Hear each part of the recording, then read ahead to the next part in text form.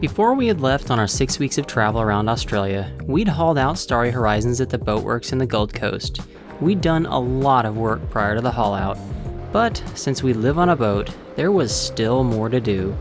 One of the things at the top of the to-do list was to get our life raft serviced. We have a Viking life raft aboard Starry Horizons, chosen partly because they have a large number of service stations around the world. There was one close to the Gold Coast, and we leapt at the opportunity to watch them open up the life raft and learn a bit more about what we could expect if we ever needed to deploy it. Yeah, so when it happens fast, but sort of in slow motion. The bands all break, so you don't have to worry about cutting or anything like that. As I said, there's 6 meters of painter line inside the container before anything happens. So you can throw it over the side, pull on the line, and then when you get to, well, it'd be 5 meters, then it operates the CO2 cylinder, and then everything starts opening up. And the bands sort of pop reasonably quickly.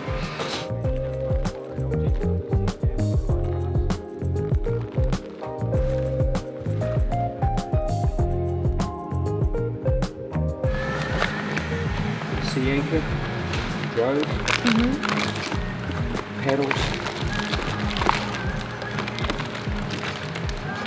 It's well tied in, so if the life raft does happen to inflate upside down, then it's not going to fall out. Rather than use the CO2 cylinder to inflate the raft, the shop blew it up through the top-up valves. It was a bit slower of a process than what would happen out at sea, but it was still fascinating to watch.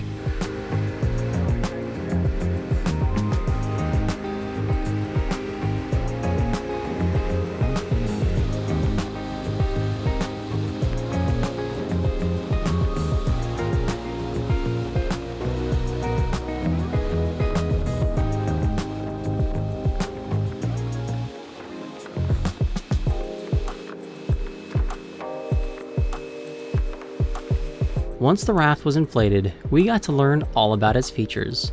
They included ladders to help us get up into the raft, ballast bags to keep the raft right side up, a rainwater catchment system, and a survival kit with flares, water, and other goodies. So what do you think, babe? It's pretty neat. It's nice to get like a little tour of our life raft. Not that we're ever going to use it, but... So I'm so much more happy that it's happening here on land than in the water. Yeah, definitely. But there's a lot of like features, and I'm feeling pretty confident that we have a really good life raft if we need it. That was the idea. Yeah. So what are you doing in there, babe? Cleaning.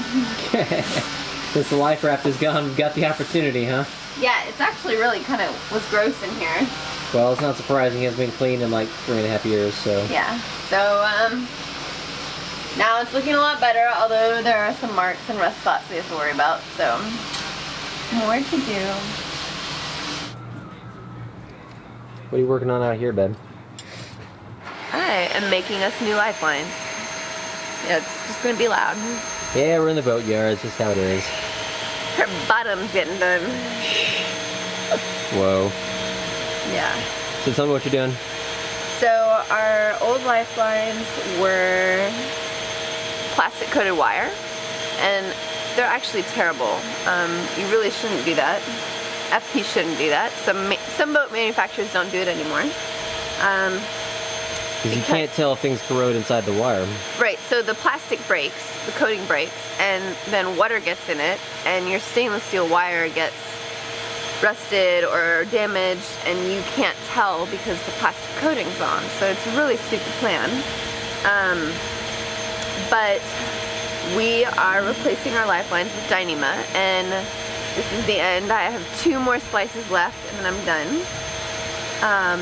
So it's good. I'm using a modified Brummel because you only have one side. So I'm doing a Brummel I-splice on each side of the Dyneema, and then lashing it on one side and just luggage tagging it to the other. And I just bought the hardware, which was not a lot of money. I mean, it's a pretty cheap project. I have written a blog post about it by now, and there's going to be a link down below. So if you want to see how to replace your lifelines, you can do it. While Amy was busy with the lifelines, there were several other things happening below the waterline to try and get our girl ready to launch. During the last cruising season while we were in Tonga, we discovered that our sail drives had started corroding. We did our best to address the problem while we were there, but with some better facilities available at the Boatworks, we decided to really give the sail drive some TLC. The seals got replaced, and we took all the paint off to get back to the bare aluminum and make sure we got all the corrosion removed. Well, I've been having a crazy day. It's nice out behind me right now, but it has been raining off and on for the last couple days, which means that the anti-foul guys have been having a really tough time finding enough of a window to get off, basically do what they need to do. So that's a big bummer. It's looking like maybe we're not going to go back in the water today. The other fun thing is the rope cutters that are on our props. We've got two what they call bearings, kind of sit between the blades so they don't rub against each other. And we lost two of them. I don't know how that happened, but it wasn't fitting properly. The parts are manufactured in England, which means it would take like 4 or 5 days minimum to get here to Australia. Plus shipping would be outrageous. So I have spent the morning running around Brisbane and the Gold Coast trying to find a machine shop that has the specific type of Delrin, plastic or whatever, in stock, and then has a lathe that can actually make up the parts. I've found them, so those are going on the rope cutters here in a second. So my part will be all done, but not sure that the NFL is going to be finished. That kind of sucks. The rain didn't play nice, and sure enough, we couldn't find a suitable window to complete all the spraying before our scheduled launch date. Amy had an appointment to keep, so I soon found myself working all alone. Amy is out at the Women Who Sail Australia conference, and I am super glad she's getting a chance to do that. As you can see behind me, we are still in the Boatyard, which kind of delayed getting back in the water, which is always a bummer, but I'm getting a chance to do a few more projects. One of which is we have bought a custom door, which we're going to be installing here in the cockpit to store a few dive tanks for us, which I'm really excited about. But it's a little tricky to measure for because there's only kind of one flat surface to measure off of, and that's the counter kind of way at the top. So I'm having to try to do all my measurements off that, measuring like 5 times because I only want to cut this once. This was one of those projects that would have gone much faster if I'd had the proper tool on board. But I had something that worked, and a bit of extra time was well worth avoiding spending money and adding the extra weight of a tool I'd only use once. Got the door project finished just in time. Sun's starting to set back there. It is going to require one more step. We're going to have to build kind of like a floor underneath because this is where we're going to store our dive tanks. There's just kind of like an unfinished floor in there right now, so I'm not going to seal everything up quite yet until I get a chance to do that, but it looks pretty damn good. The last project I wanted to take care of was to change the oil on our outboard. This is much easier to do while the boat is out of the water, and while I got that done, everything else was wrapped up as well.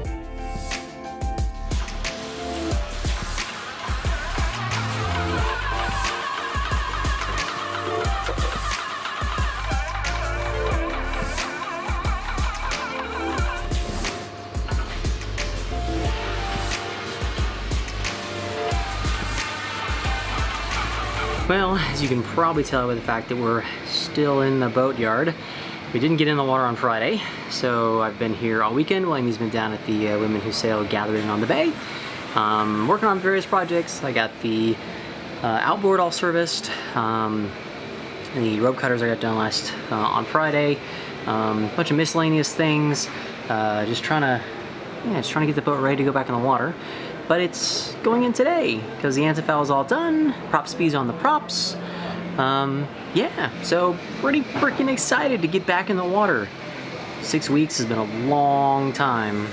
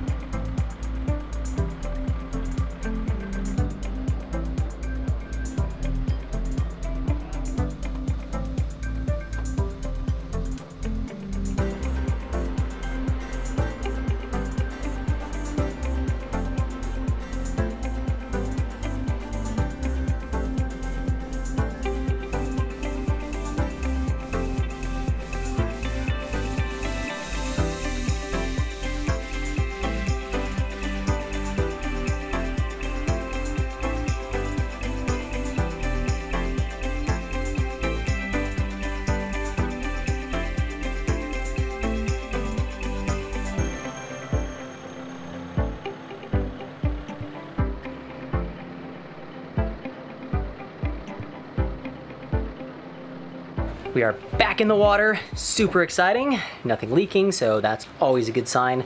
Unfortunately, the Commonwealth Games are here in Australia right now, and they put a no-fly zone around one of the sports zones, which is just out, or we're just inside that no-fly zone, so I couldn't get the drone up.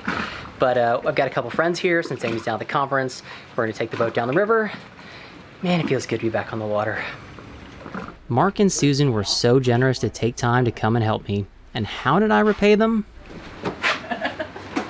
You're already putting you to work, aren't I? Absolutely.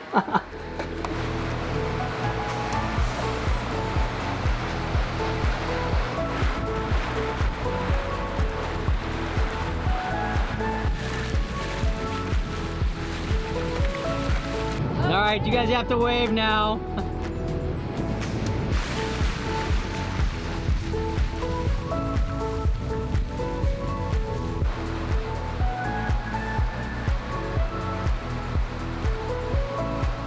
Not only did Mark and Susan help me move Starry Horizons, but they offered up their home and dock for us to stay at for a few days. We had a few last projects to complete that we could do in the water, like servicing the last few winches we hadn't had time to complete before we hauled, rehanging all our enclosure panels, and installing the finally fixed air conditioner that broke all the way back in Fiji. We have been here at our friends Mark and Susan's house for a little while, and the time has finally come to go. So they have been such amazing hosts to us. It's so much appreciated. We've been doing a whole lot of projects on the boat. Starry Horizons is actually starting to look like Starry Horizons again, which is always nice. But we've got our friend coming, so we've got to make our way a little bit further north. So gonna go navigate some channels.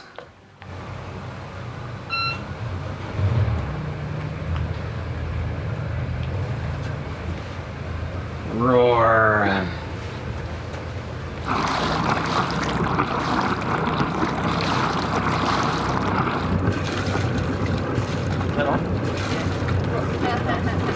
I was just going to untie for you. So you didn't have to. You have to be on film too. That's okay. Oh no, my hair's gone. You ready, Amy? Yep. I can roll. You are free. Safe We would like the travels, line. guys. And hopefully we'll see you soon. Sounds good. Hi, Mark. Bye, Thanks guys. again. We are so incredibly lucky to have met some amazing people on our travels, and it's always hard to say goodbye. But the time had come to go sailing again. Hey y'all, thanks for watching our video. We have a lot of people to thank in this one. First of all, we would like to thank Mark and Susan, who hosted us and became amazing friends of ours while we were visiting Australia. Thank you guys so much, we really appreciate it. Secondly, I would like to thank the Women Who Sail Conference and the Gathering at the Bay in Port Stevens who invited me to speak. I loved the opportunity to get to meet amazing people like Lisa Blair and Charlotte Kaufman and to catch up with a lot of friends while I was there. I really enjoyed presenting and it was a great experience for me. Thank you very much. Finally, we'd like to thank two companies, The Boatworks and Multi-Hull Solutions. The Boatworks is, I have to imagine, one of the best boatyards in the world. It was very, very good, and we really appreciate that. And Multi-Hull Solutions also helped us out a lot when we were hauled out and while we were gone on our trip. So thank you to both those companies. We didn't partner with either of them. They didn't pay us to say this. We just really enjoyed our experience with them. So thanks a lot, guys. Next week, we are cruising in Moreton Bay with our friend Madeline coming to visit. Yay! Thanks for watching, guys. I'll see you next time.